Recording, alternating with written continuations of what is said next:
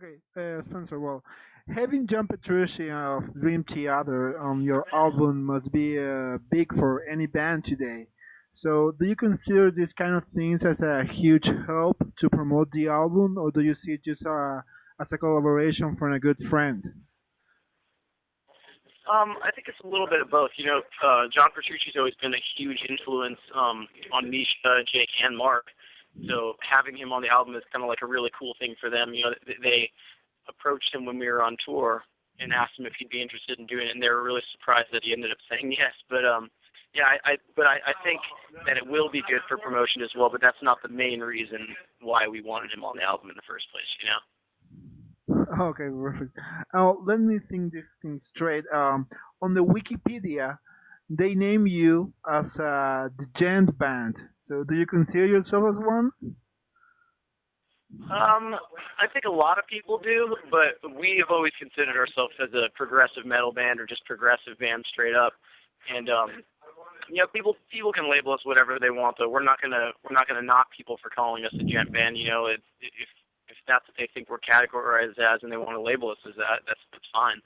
Huh. So, do you personally believe that there's a total new genre of music called the gent, or do you think it's just a hype or Um, something? I think people create these genres to try and explain the sounds of bands to their friends, and try and because if everybody's just a metal band and everything kind of just like gets mashed together and nobody knows what's what. So I think people create these subgenres to try and set apart bands from other bands sounds. And the whole gent thing, it wasn't meant to be a genre. The word was never meant to be a genre, but people started using gent in their writing a little bit more, and people started categorizing it as a label, or not a label, as a as a genre rather, and just Oh, that's great. Well, man, Tom and Alex going out of the band last year, some lineup changes. So you see this now as a good step for your sound? Does it change it a lot with the new members?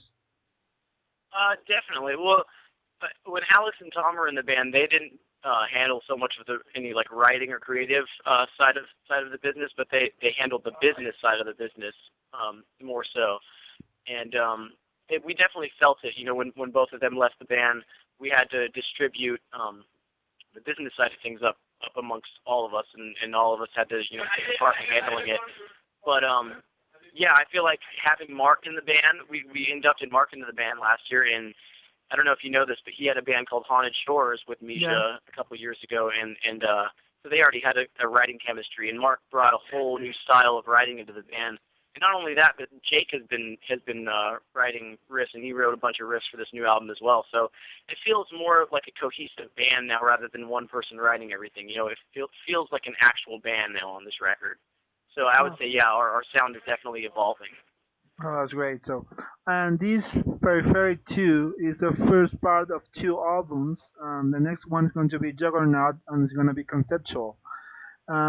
Is Juggernaut, Yeah, yeah. yeah, is Juggernaut totally different from this new one? Is a total different entity, or is it a continuation Well, of? we haven't. We started writing like a couple things for it here and there, but we haven't really decided how exactly we want it to sound yet. It's going to be a lot more progressive and just all over the place. Like it's not going to stick to any one style. It's really going to be all over the spectrum. And we're not sure exactly what we want to do with it yet, but it's definitely going to be different from Periphery 2. All right. Well, the complete title of the album is "This Time Is Personal." It's a very funny title for a new album. It's from the Jaws movie, right? I believe so, yeah. Misha and Mark had more of a hand in naming it, so I mean I knew it was funny when they came up with it, but I'm not sure exactly what movie it's from. It's All very right. tongue in cheek though. Okay. So, would you consider this album as your best effort so far? Like Absolutely. Absolutely. topping the last album? Oh yeah, in flying colors, I would say so. All of us are really, really proud of it, and we couldn't be more happy with how it came out. And that's part of the reason why the album was a little delayed this year. It was originally supposed to come out in late April or early June this year, and we delayed it because we really wanted to perfect everything in the studio and make sure everything was exactly how we wanted it to sound, and we didn't want to have to sacrifice anything. And we got it, and we're really happy with how it turned out.